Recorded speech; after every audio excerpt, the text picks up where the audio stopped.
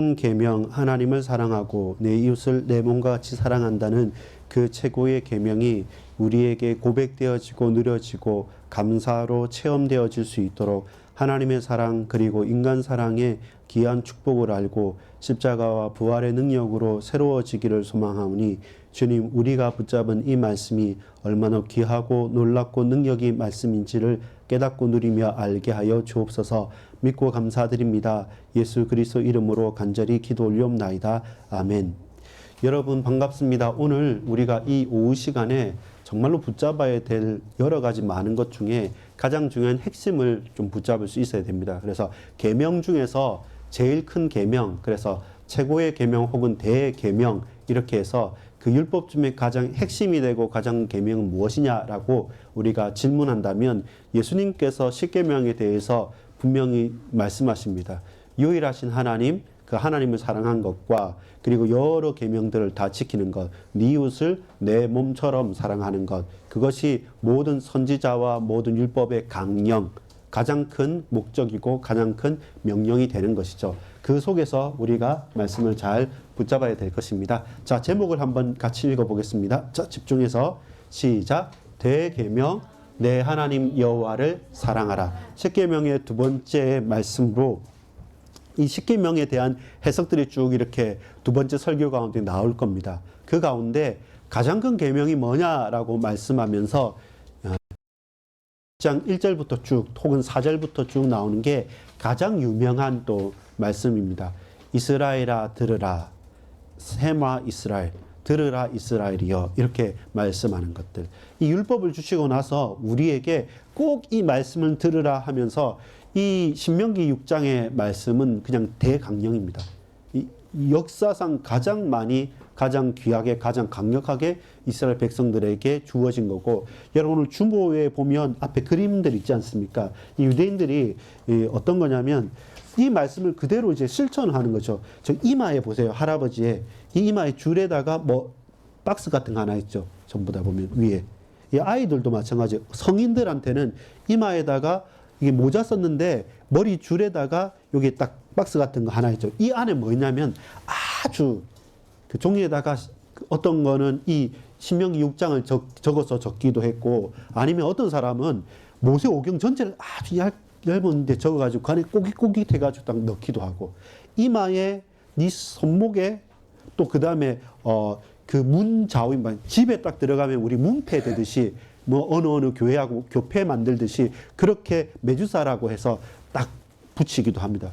이게 뭐냐면 신명기 6장의 이 말씀을 그대로 지금도 실천하고 있습니다. 거기에 맞게 손목에 매어서 어떤 기도할 때 염주 막 하는 것처럼 이 사람들은 끈을 매어 가지고 그 딱 박스를, 그 상자를 가지고 있죠. 근데 그 안에 뭐가 들었냐면 뭐 부적이 든 게 아니라 그냥 이 율법의 말씀, 이걸 늘 가지고 마음에 간직한다는 거죠. 내 이마에도 한다는 게, 그렇게 해서 이 사람들이 그걸 실천한 게 뭐냐면 이런 형태예요. 그렇게 딱 달고 가는 것처럼 그렇게 진행한 부분입니다. 자, 그렇다면 오늘 우리 2부 예배 말씀을 함께 보도록 하겠습니다. 자, 서론입니다. 두 번째 설교가 지금 신명기 4장 44절부터 이 28장, 29장, 69절까지, 28장 69절까지 아주 길죠. 이 긴 것 가운데 가장 핵심이 되는 건 이번 주에 십계명에 대해서 하고, 다음에는 거기에 맞는 예배에 대한 내용들, 결국은 어떻게 우리가 하나님을 섬기고 예배하면서 어떻게 그곳에서 살아갈 것인가. 왜냐하면 여러분 생각을 해보십시오. 우리가 전학을 간다? 그럼 다 새롭겠죠. 여러분 학교 와서 친구 사귀기가 쉽습니까? 그 전혀 모르는 지역 가면 더 어렵겠죠. 한 학년이 바뀌어서 똑같은 학교지만 학년이 바뀌어서 모르는 친구와 사귀는 것도 쉽지 않을 겁니다. 근데 지금 모압 평지에서 가나안 땅 들어가야 되는데, 여기에 모여있는, 모압 평지에 모여있는 200만 명이나 되는 이스라엘 백성들은 광야에서 40년을 살았던 사람들이에요. 늘 이동하던 사람들이거든요. 그냥 농사를 짓고 한 사람들이 아니라 유목하면서 만나를 먹으면서 산 사람이기 때문에 가나안 땅이 말 그대로 그 옛날의 정탐꾼들이 봤던 것처럼 젖과 꿀이 흐르고 좋은 비옥한 토지이기는 해도 우리가 막상 그곳에서 정착해서 지낸다는 것은 생각보다 많은 문제가 있는 거예요. 그래서 하나님께서 그 이스라엘 백성들에게 비어 있는 땅이 아닙니다. 그것은 꽉 차 있는 땅입니다. 그러면 거기에서 우리 같이 잘 살자 해서 잘 살 수 있는 땅이 아니고 반드시 정복의 전쟁을 해야 될 땅입니다. 보세요. 늘 돌아다니는 사람들입니다. 근데 그 땅에 있는 사람들과 전쟁을 해서 그걸 정복을 해야 돼요. 정복해서 거기에서 정착을 하면서 돌아다니지 않고 살아야 되는데 모든 삶이 다 새로운 거예요. 막상 그곳에서 이제 안 돌아다니니까 편하다 싶지만 편하게 그러면 어떻게 살아야 되는지 그것도 고민이 되는 거예요. 각 지파가 무엇을 해먹고 살고 어떤 직업을 가지고 살고 무엇을 중심으로 살 건가 모든 것이 새로운 그들에게 오늘 너희에게 다시금 언약을 분명하게 한다라는 거예요. 자, 특별히 십계명은 이미 출애굽기 20장에 말씀이 되어져 있는 거예요. 그 내용을 다시 반복하면서 구체적으로 이제 옛날에 약속한 게 아니라 지금 너희가 가면 바로 그 현장에서 실천하고 적용하고 도전해야 될 현장이다. 이 사실이 중요한 것입니다. 자, 두 번째 설교에 첫 번째 설교는 뭐였냐면 광야 여정의 복습이었어요. 이 말은 어떤 겁니까? 우리는 경험이 없어요. 우리의 선배들은 경험했어요. 근데 경험했는데 그들은 체험하고 경험했음에도 불구하고 어떻게 됩니까? 실패한 거예요. 여러분 보세요. 경험이란 것은 강력한 거예요. 체험이란 것은 실제적인 거예요. 근데 체험하고 경험했음에도 불구하고 그들은 실패했어요. 불신앙했고 가나안 땅에 들어갈 수 없었어요. 근데 우리는 경험해 보지 않았어요. 우리는 체험해 보지 않았어요. 우리는 그냥 귀로 듣기만 들었어요. 그래서 모세가 말합니다. 너희들 경험해 보지 못했지만 하나님의 은혜와 하나님의 말씀으로 믿음으로 가는 땅이란 거죠. 사람의 생각으로 보면 머리로 마음으로 믿는 믿음보다는 몸으로 체험하고 경험한 것이 더 강력하고 더 사실적인 거예요. 그러나 하나님의 말씀은 그걸 넘어서는 것입니다. 하나님께서 우리에게 우리 마음에 말씀을 주시고 깨닫게 하면 경험과 체험을 넘어서는 거예요. 우리의 과거의 모든 것들을 넘어서는 거예요. 그래서 사전 이해, 먼저 이해해야 될 것은 뭐냐면 체험보다 더 강력한 믿음인 거예요. 따라합시다. 체험보다 더 강력한 믿음. 사실은 세상의 법칙은 반대잖아요. 알겠다는 것과 실제로 행하는 것. 해봐라고 그래요. 또 해보는 게 맞아요. 빠른 거예요. 여러분 스케이트장이나 저번에 보니까 혜민이, 혜연이, 혜경이 해줘 보니까 그 마음대로 잘 안 되죠. 한 바퀴 계속 이렇게 벽 타고 와야 되고 또 잘 타는 친구도 있고 그 말은 뭐냐면 할 수 있는 사람은 이렇게 해보니까 된다고 하는데 막상 내가 그렇게 하면 되겠다 생각하는 것과 몸이 움직이는 것은 달라요. 그것처럼 체험을 하고 경험을 하는 것이 더 강력한데 그런데 하나님께서는 이 백성들에게 이 후대들에게 분명한 믿음을 약속하시는 거예요. 어떻게? 체험했던 너희 선조들은 불신앙에서 실패했지만 체험해 보지 못하지만 너희와 함께 한다. 내가 너희와 함께 한다. 그래서 과거의 언약의 여정, 광야의 여정을 너희는 해보지 않았지만 복습한 거예요. 체험을 넘어서 믿음으로 복습하는 거예요. 두 번째, 그렇다면 오늘의 현장, 미디안 광야에서 고생하면서 하나님을 만나고 체험했던 모세가 이제 다시 40년, 80년 만에 이제 또 이 모압 평지에 서서 그 백성들 앞에 증인으로 선 거예요. 그러면서 뭘 말씀하냐면 내가 당신의 선배들에게 이미 출애굽기 20장에 그 전에 말씀하셨던 이 말씀이 바로 이 계명이다. 그리고 그들에게 약속하신 이 계명은 어디에서?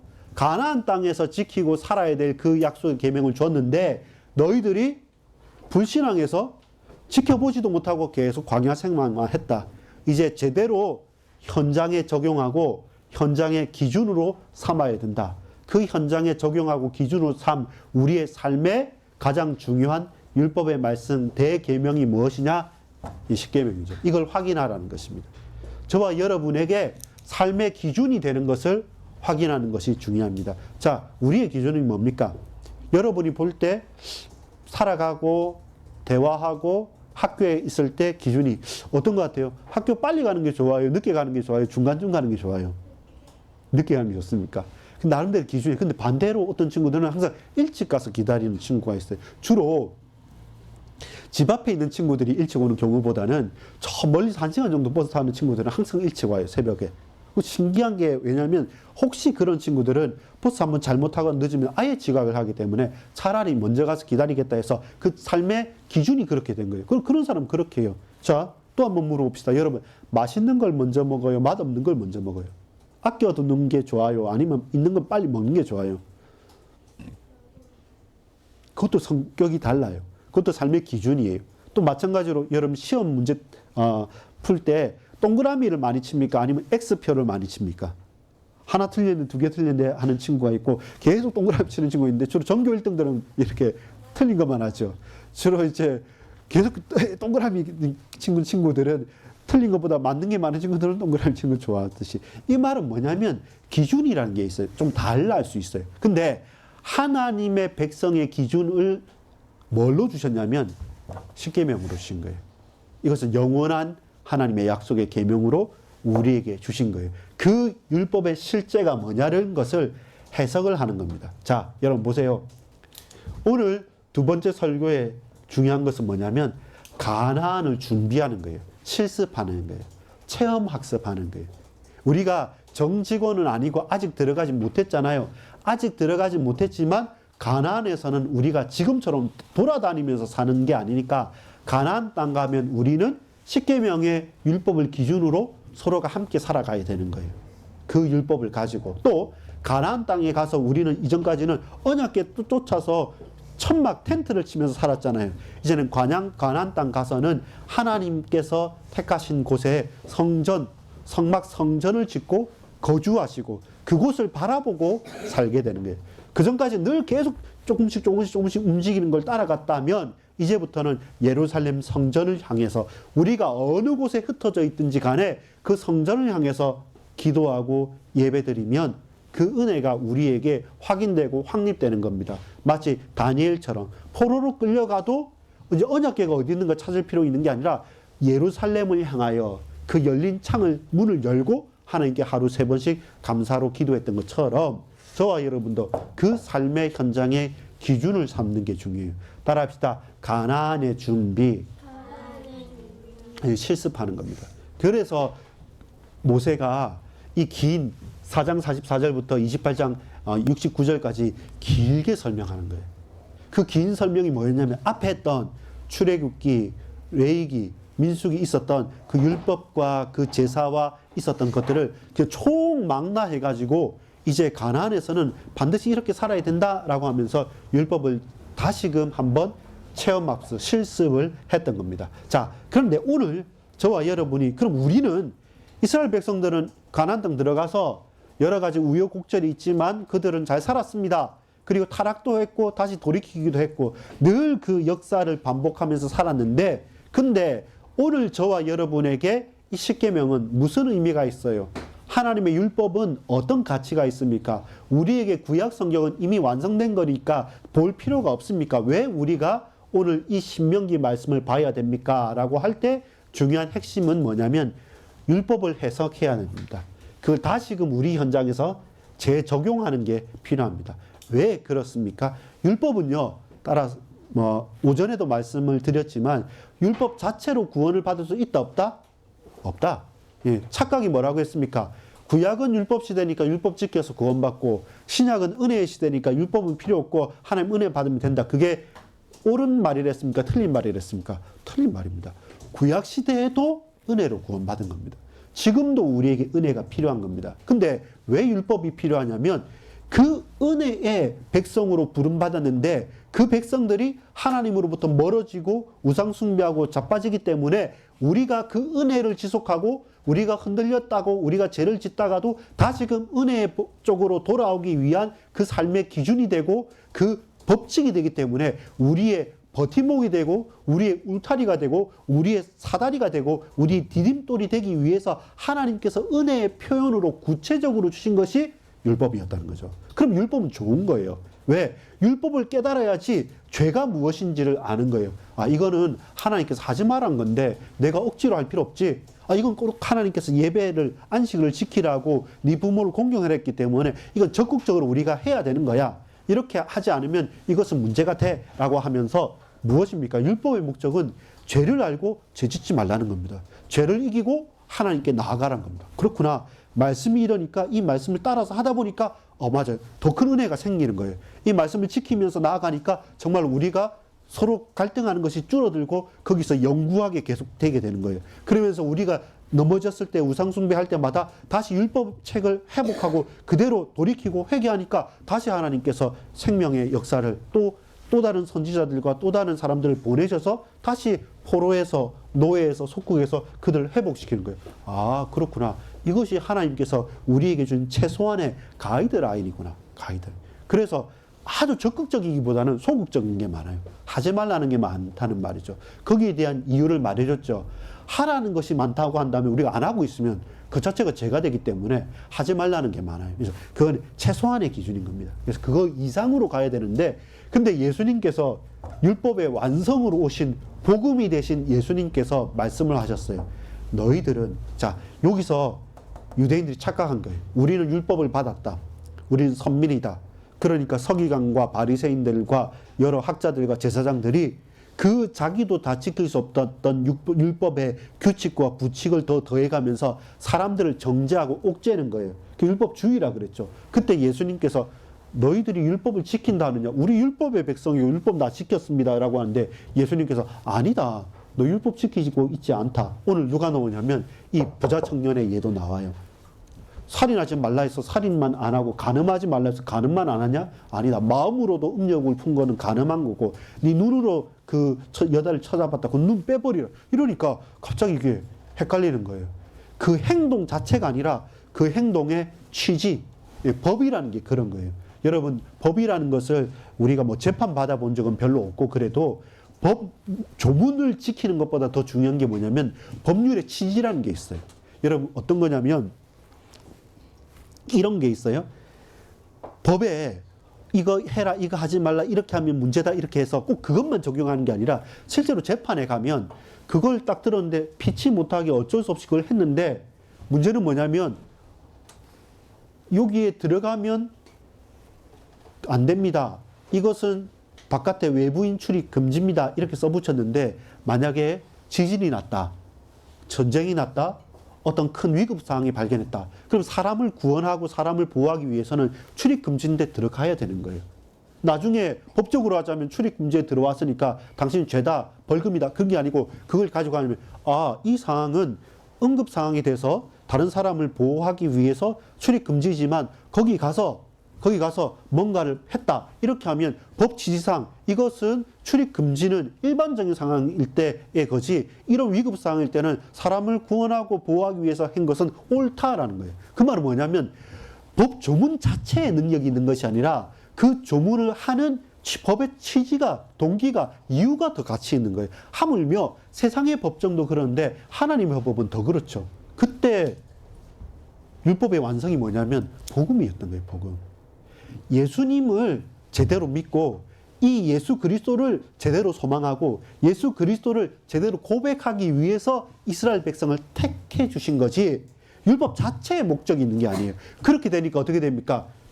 예수님을 십자가에 못 박는 거예요. 뭐라고? 자칭 유대인의 왕. 하나님을 모독되게 만 예수님이 하나님이시잖아요. 성자 하나님이시잖아요. 근데 하나님 앞에 참남하더라 하면서 그 메시아를 십자가에 못 박은 거죠.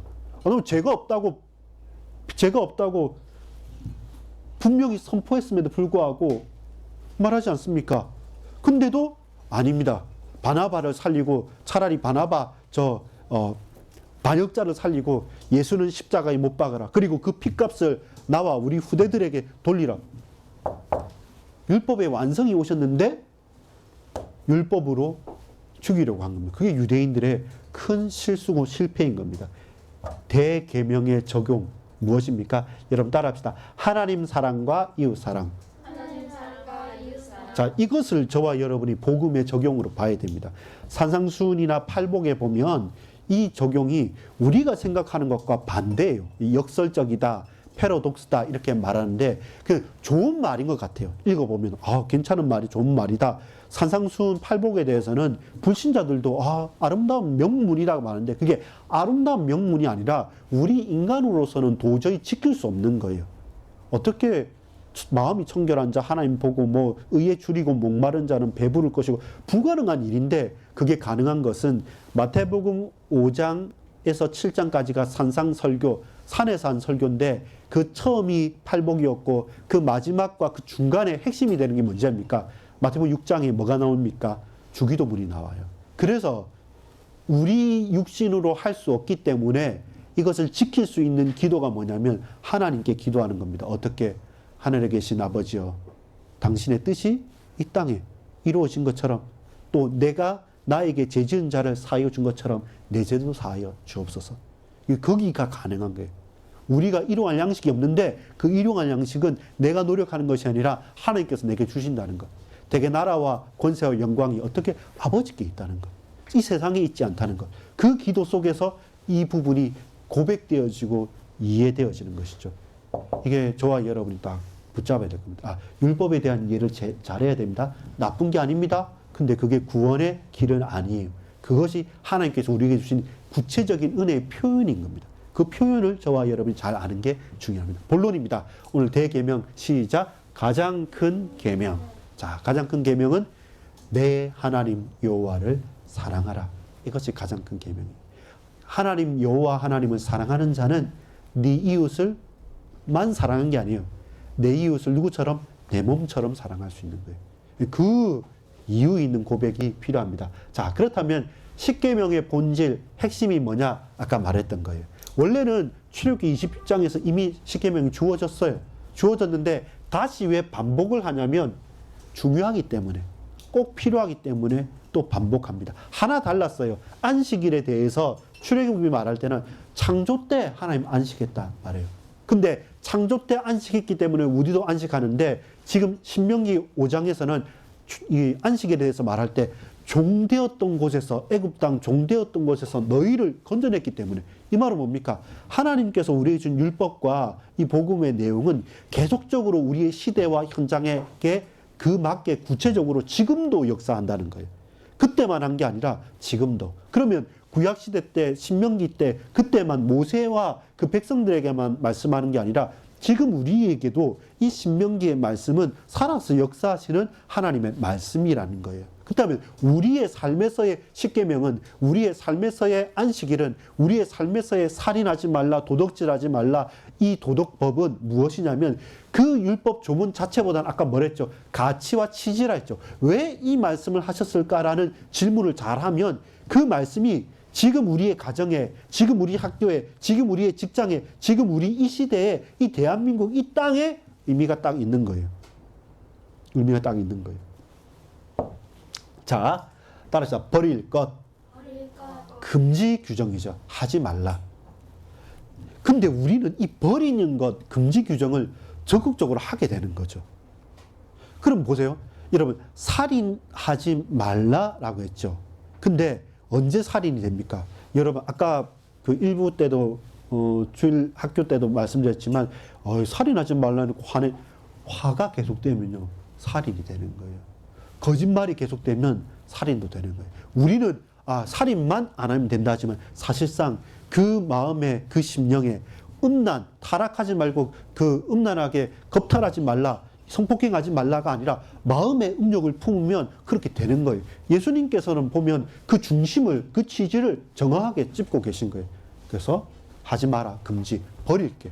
사람 앞에서 사람의 유익을 구하는 것을 버리면 버릴수록 우리에게 이 하지 말라는 것들이 문제가 안 되는 겁니다. 성립이 안 되는 겁니다. 근데 사람 앞에 서서 나의 유익을 구하면 구할수록 서로 욕망이 팍팍팍 부딪히면서 계속 이 금지할 것이 더 내 마음에 충동이 되는 거죠. 두 번째는 여러분, 취할 것 하라는, 적극적으로 하라는 겁니다. 이게 정체성과 관계된 거예요. 왜 안식일을 거룩하게 지키라, 반드시 지키라 하면서 그 내용에 대한 설명이 더 많아요. 하지 말라는 것은 명확하기 때문에 별 설명이 없는데 하라는 것은 어떻게 해야 될 것에 대한 설명이 좀 더 부가적으로 붙습니다. 왜 그렇습니까? 우리는 하나님을 높이고 예배하는 자로 존재함이 있기 때문에, 우리의 목적이기 때문에 우리는 구체적으로 안식하면서 그 시간에 다른 것을 스탑. 왜 우리가 오늘 예배할 때 조금이라도 더 중요하고 집중해냐면 다른 것을 안 하고 예배하는 날이 안식일이기 때문에. 예배. 그 적극적으로 우리가 될 수 있으면 예배를 더 많이, 더 잘, 더 구체적으로 많이 하려는 그 열광과 중심이 필요한 거예요. 그게 안식일이고. 그래서 안식일의 법에서 뭐였습니까? 일하는 사람, 다른 일 하는 사람 쳐서 죽였어요. 그들. 아니, 너무 심하지 않냐 싶은데 그건 뭐냐면 안 하면 죄가 되는 거였잖아요. 그게 정체성이에요. 이 백성은 예배하는 백성이고 안식일에 하나님과 안식해야 될 백성인데 그걸 안 하면 우리는 이 백성 아니다. 나는 이방인이다. 나는 저 대적자다 하는 것과 똑같기 때문에 그게 강력한 거였어요. 그래서 한다는 것은 정체성과 관계되는 거예요. 안 하면 그 사람이 아니다라는 거예요. 또 하는 게 뭡니까? 우리가 동물이 아니라, 우리가 다른 이방인이 아니라 하나님의 언약의 백성인 이상 우리는 내 부모를 공경하는 거죠. 왜 그렇습니까? 부모 때부터 우리에게 뭐가? 신앙의 유산이 계속 전달되는 거예요. 우리가 받았고 우리도 전달해야 돼요. 그런데 부모가 나보다 똑똑하지 못하고 학벌이 떨어지고 나보다 부자가 아니라고 해서 무시해버리면 뭐가 전달이 안 됩니까? 언약이 전달이 안 돼요. 하나님께서 내 부모에게 먼저 주셔서 우리에게 전달되는 이 언약의 복음이 끊어지는 거잖아요.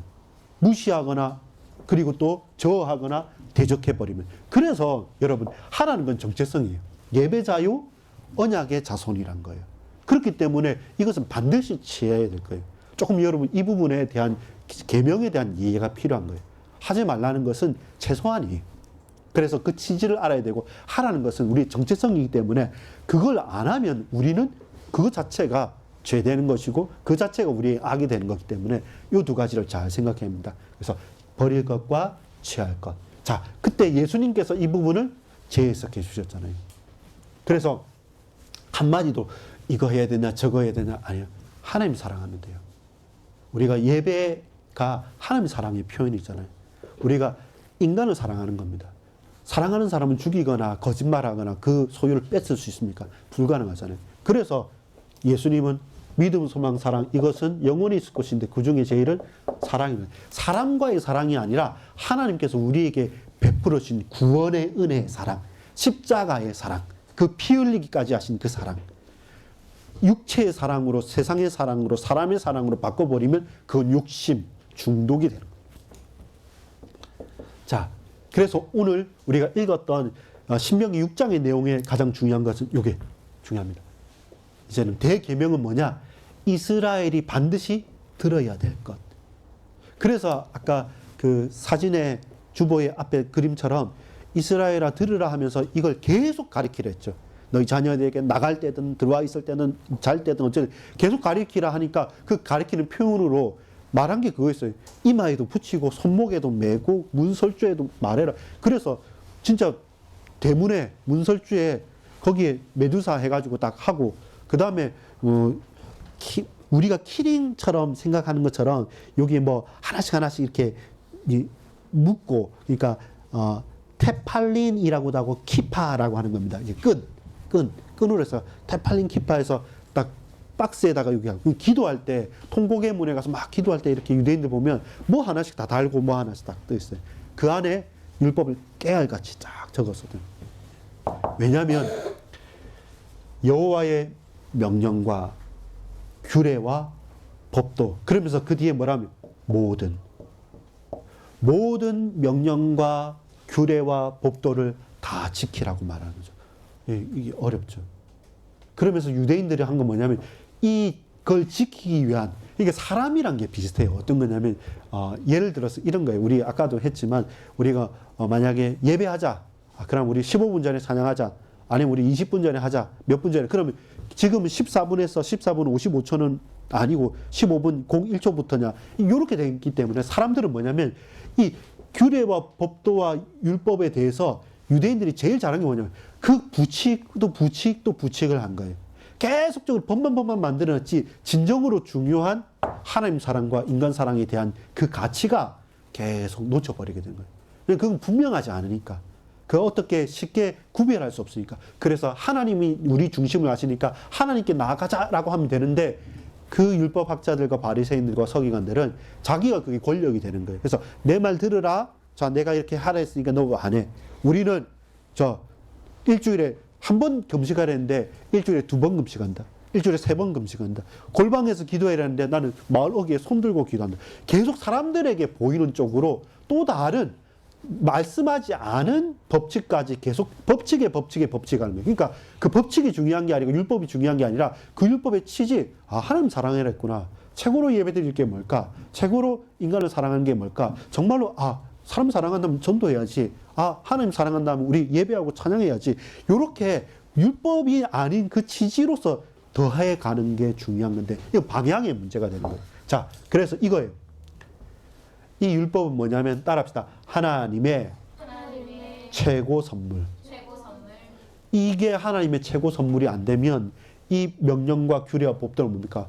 엄청난 억압이 되는 거죠. 짐이 되는 거죠.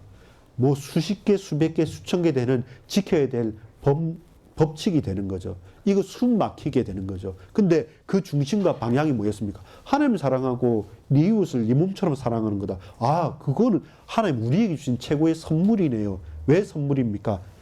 6장 1절에서 3절까지 보면 이제 너희들이 이 땅에서 돌아다니고 유목하는 것이 아니라 내가 약속의 땅 거기에 가면 너희들이 이 모든 명령과 규례와 법들을 어떻게 한다? 따라합시다. 가르침, 행함, 지킴, 장구함. 이 약속의 말씀을 가르쳐라. 그리고 네 후대들이 너희들은 이 가르쳤기 때문에 배운 것을 행해라. 가르치고 가르침을 받고 그것을 행하면 어떻게 됩니까? 그 지킬 수 있게 된 거예요. 가르침을 받지도 못하고 배우지도 못하고 행하지도 못한데 어떻게 지킬 수 있습니까? 처음부터 지키란 게 아니라 잘 들어라. 잘 듣고 또 너희도 말해. 가르치라. 그리고 그걸 너희가 실천해. 그러면 지켜줄 수 있어. 왜? 내가 지킬게. 너희에게 힘 다할게. 그러면서 장구하다 말은 뭐냐면 영원히 된다는 거예요. 내가 너희들에게 복을 내리겠다. 이게 가능하도록 너희들에게 장구하게 지속적으로 축복하겠고 지키고 보호하겠다. 그러니까 그 이스라엘 백성들이 조그만 나라에서 별 힘없는 나라에서 수많은 강대국들이 집어삼키려고 하지만 하나님께서 붙으실 때는 승리를 한 거예요. 이것이 우리의 미래에 대한 소망입니다. 따라합시다. 가르침, 행함, 지킴, 장구함. 자, 우리 이거 볼까요? 제가 6장 1절 읽어볼 테니까 여러분 2절만 읽어주세요. 제가 6장 1절 있습니다. 이는 곧 너희의 하나님 여호와께서 너희에게 가르치라고 명령하신 명령과 규례와 법도라. 너희가 건너가서 차지할 땅에서 행할 것이니. 2절 시작. 곧 너와 시작. 6장 2절 다 찾으셨습니까? 여러분 찾아야죠.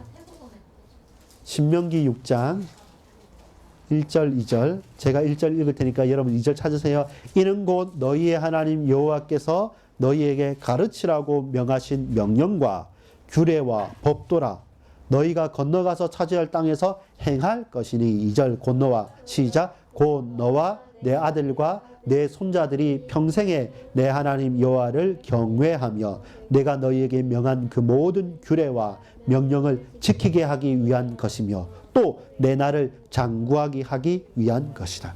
이게 지키고 장구하게 하는 것. 이게 하나님 우리에게 주신 미래에 대한 완전한 소망입니다. 자, 오늘 그렇다면 저와 여러분 어떤 자세로 갈 건가? 이게 중요한 거죠. 하나님 사랑과 인간 사랑을 어떻게 할 수 있느냐? 지정의, 지식과 정, 내 마음과 중심과 의지, 우리의 힘. 그래서 이 세 가지가 한꺼번에 주로 마음과 뜻을 다했는데 여기서 뭐냐? 마음과 뜻과 뭐? 힘을 다하여. 하나님을 사랑하라고 말합니다. 내 하나님을 어떻게? 내 마음과 뜻과 힘을 다하여. 이것이 우리의 자세인 것이죠. 그래서 우리가 예배 드릴 때나 또 우리의 삶에서나 어떤 일을 할 때나 사건을 할 때나 사실 그래요. 대충 하고도 싶고 그냥 쉽게 하고 싶지만 적어도 이건 구별되지는 않아요. 세상 일, 하나님 일 구별되지 않고 이것이 내게 주어진 것이라고 한다면 양립되는 건 있겠죠. 가정생활도 있고 사회생활도 있고 여러 가지 또 다른 타인과의 생활도 있고 나 자신과의 생활도 있겠지만 따라합시다. 마음과 뜻과 힘을 다하여 하나님 앞에 사는 거죠. 하나님께 그걸 다하는 것이 확장되어져서 내 직장에서도 확장되어져서 우리 가정에서도 확장되어져서도 무엇보다 직접적으로 우리 교회를 놓고 이 작은 것 하나지만 마음을 다했는가 뜻을 다했는가 힘을 다했는가 그러면 이 율법의 취지라는 것이 사실 쉽지가 않은 겁니다. 적용과 실천 이게 주의사항과 적용과 실천이 나옵니다. 12절 16절에 보면 기억해라는 겁니다. 이건 우리가 그냥 듣고 흘려버리면 항상 아무 변화가 일어나지 않습니다. 기억하고 또 기억하고 또 기억하는 겁니다. 그래야지만 실제적인 삶의 변화와 축복이 나타나는 것입니다. 그걸 적용하는 실체가 6장 18절에서 25절까지 말씀으로 이제 이 후손들이 반드시 확인하고 나아갈 수 있도록 바르게 이제 어떻게 적용할 것인가라는 거예요. 이 위기가 올 때가 있어요. 그래서 이제 지금 실천할 수 있도록 적용할 수 있도록 손목에 메고 이마에 붙이고 문 좌우설주에 또 붙이고 하면서 최대한 뭐 해라? 계속적으로 기억날 수 있도록 나하고 친하도록 말씀과 가까이 있을 수 있도록 하는 거죠. 그래야지만 우리가 떠나지 않아요. 항상 말씀이 멀어지고 말씀과 상관없어지고 그게 느슨해지면 그 공간에 다른 것들이 들어와요. 이 말씀이 아닌 다른 것들. 그래서 우리가 주의할 겁니다. 자, 이제 우리 적용할 거 중요한 내용입니다. 부자 청년의 적용인데 마태복음 19장 아까 우리 읽었죠. 자, 뭐 어떤 장면입니까? 예수님께서 막 가르치시는데 갑자기 어떤 잘생긴이라고는 말은 하지 않았지만 근데 유대인들이 볼 때는 유대인의 모델입니다. 왜 유대인의 모델이냐면 여러분 유대인들은 가난한 사람이 복받은 사람일까요? 부자가 복받은 사람일까요? 부자가 복받은 사람이에요. 건강한 사람이 복받은 사람일까요? 건강하지 못한 사람이 복받은 사람. 건강한 사람. 그럼 보세요. 이 사람은 처음부터 부자예요.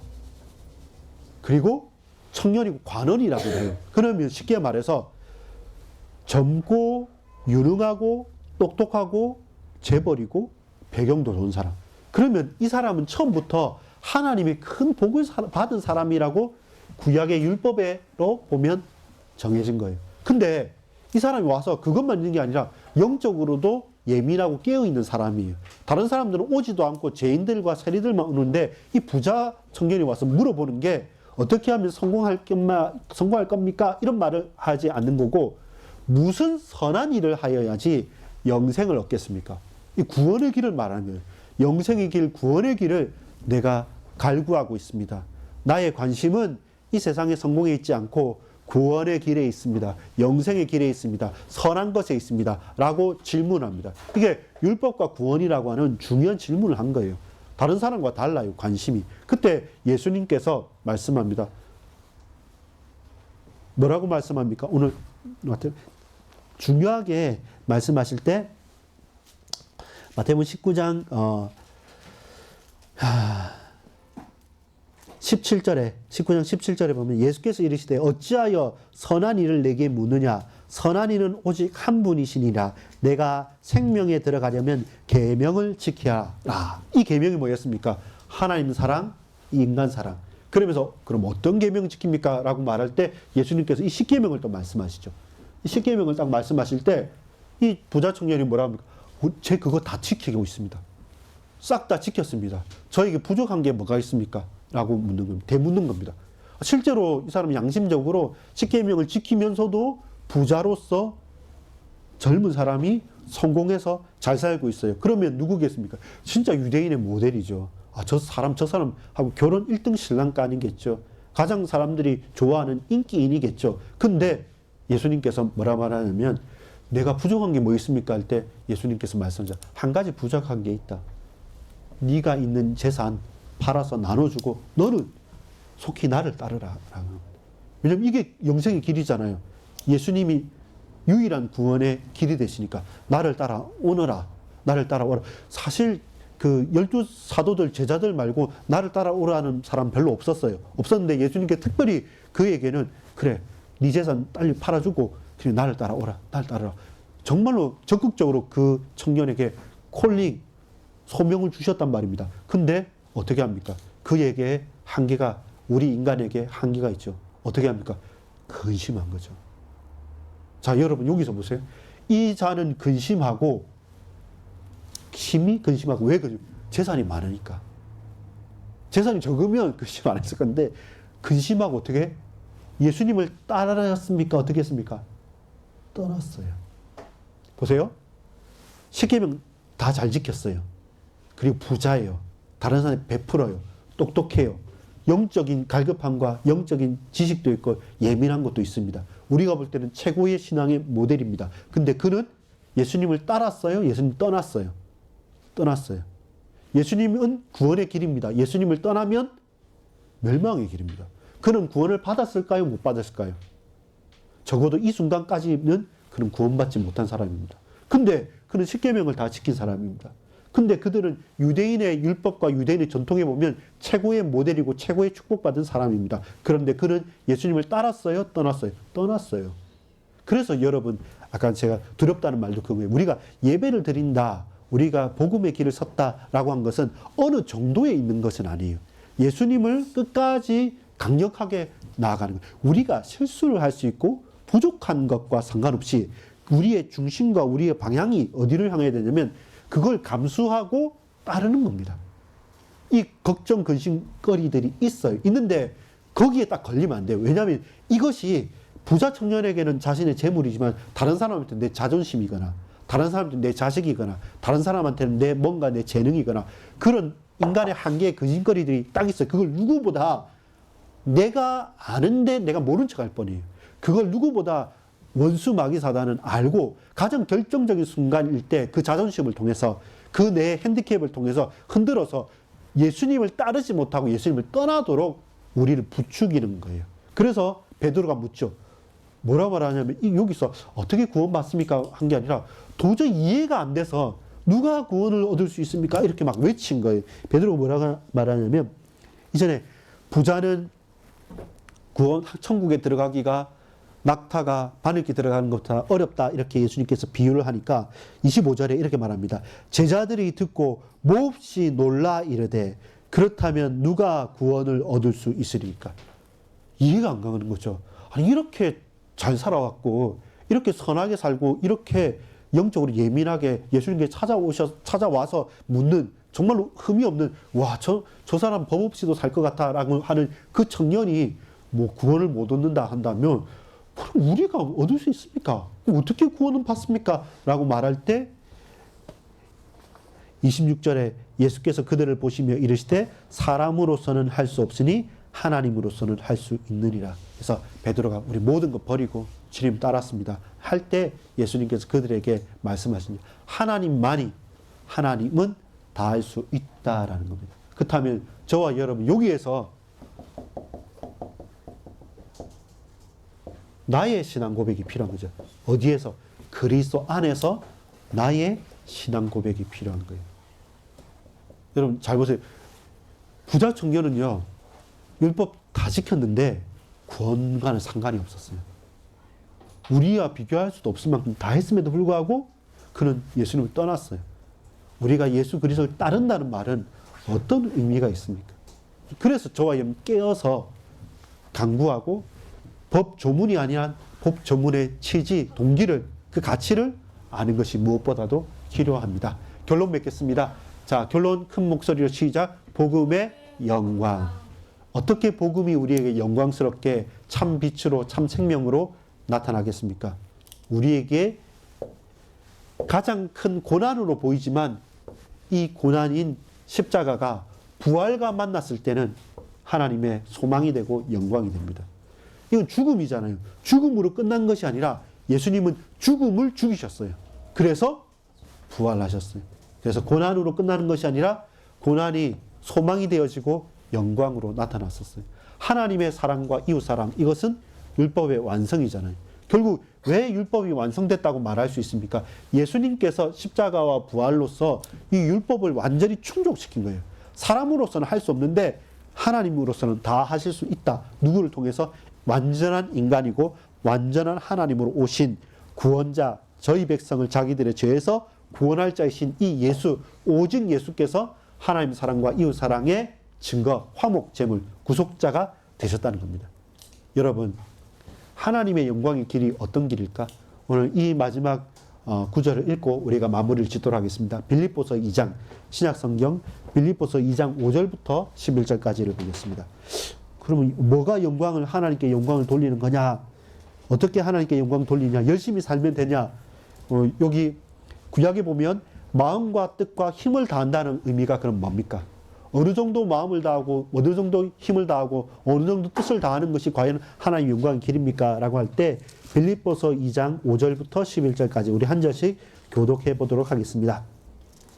자, 신약성경 빌립보 2장 5절부터 11절까지 한 절씩 교독합니다. 제가 5절 있습니다. 너희 안에 이 마음을 품으라. 곧 그리스도 예수의 마음이니 그는 근본 하나님의 본체시나 하나님과 동등됨을 취할 것으로 여기지 아니하시고 오히려 자기를 비워 종의 형체를 가지사 사람들과 같이 되셨고 사람의 모양으로 나타나사 자기를 죽기까지 복종하셨으니 죽기까지 복종하시고 십자가에 죽으심이죠. 이러므로 하나님이 그를 지극히 높여 모든 이름 위에 뛰어난 이름을 주사 하늘에 있는 자들과 땅에 있는 자들과 땅 위에 있는 자들과 예수의 이름에 붙게 하시고 자, 11절 뭐가 하나님의 영광입니까? 같이 봅시다. 시작. 모든 입으로 예수 그리스도를 주라 시인하여 하나님 아버지께 영광을 돌리게 하셨느니라.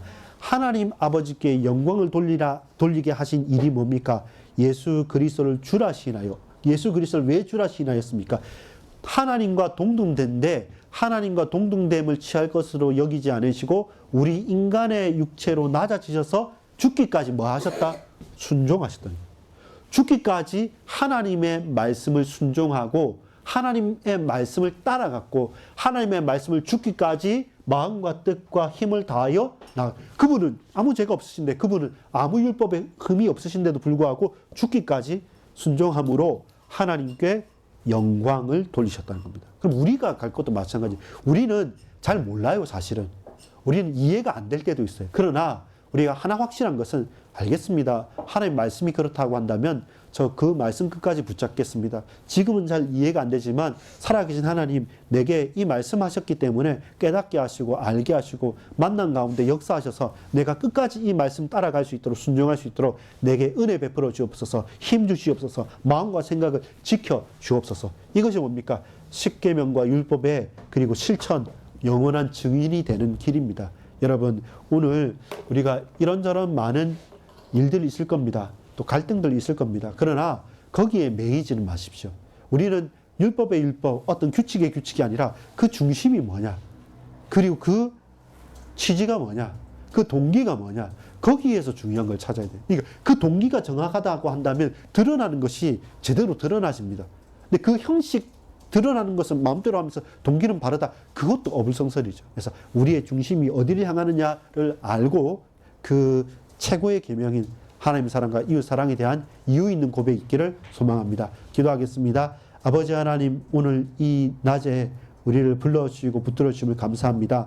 하나님 사랑과 인간 사랑, 우리에게 최고의 명령인 최고의 계명인 내 주 하나님을 여호와를 사랑한다는 이 고백이 이제는 우리의 현장에서 우리 형제들과 우리 이웃들과 모든 연약한 심령들에게 살리는 생명의 복음이 되게 하여 주옵소서. 이 일에 증인되게 하여 주옵소서. 끝까지 하나님 말씀을 순종하고 성취하며 나가는 하나님 자녀들로 제자들로 쓰임받게 하여 주옵소서. 구주 예수 그리스도 이름으로 간절히 기도 올리옵나이다.